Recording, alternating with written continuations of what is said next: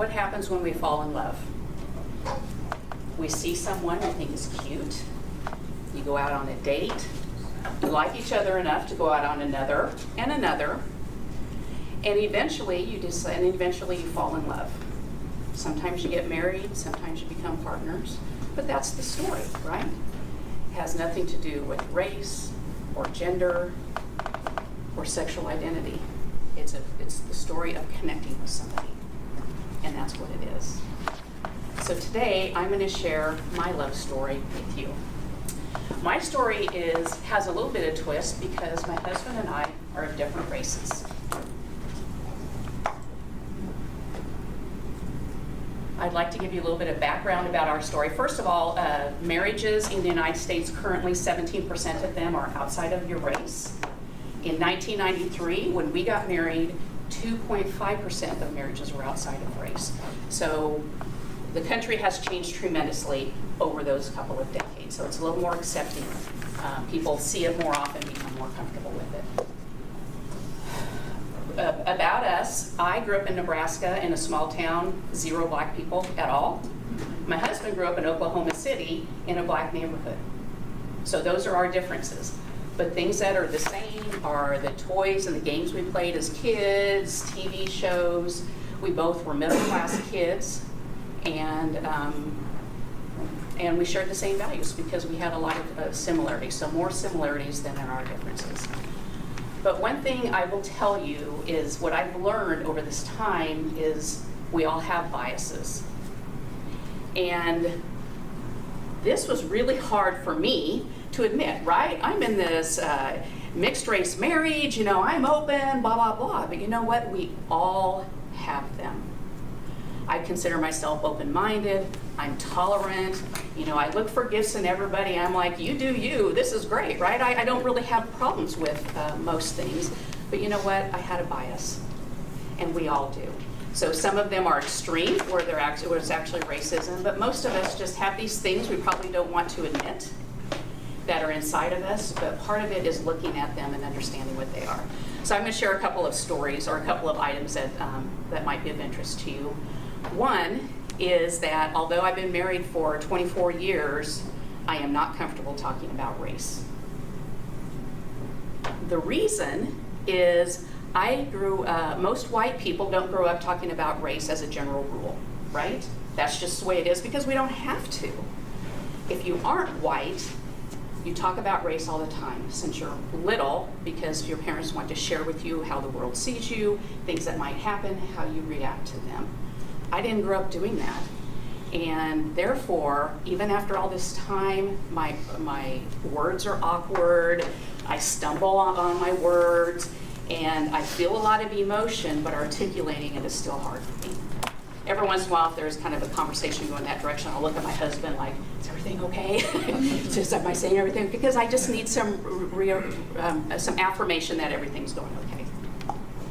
Another item is we have a 17-year-old son, Sam, and we do not let him walk outside when it's dark.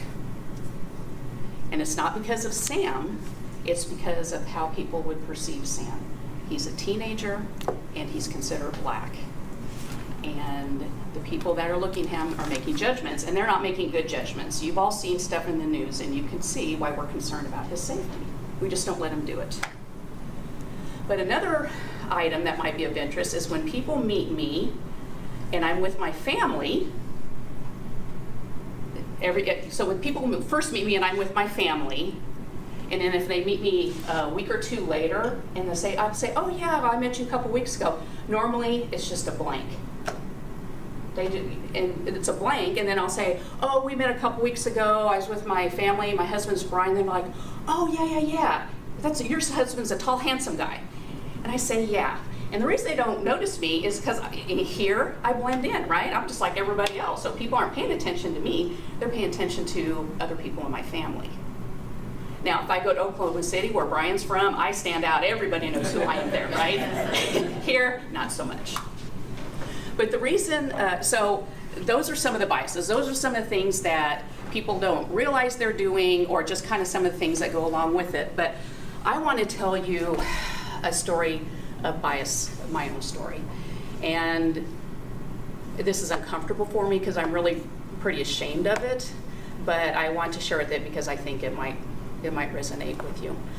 I, growing up, loved Southern rock, and Lynyrd Skynyrd was my band. I loved Lynyrd Skynyrd. So I went to a concert, and I bought a bandana that was a symbol of that band.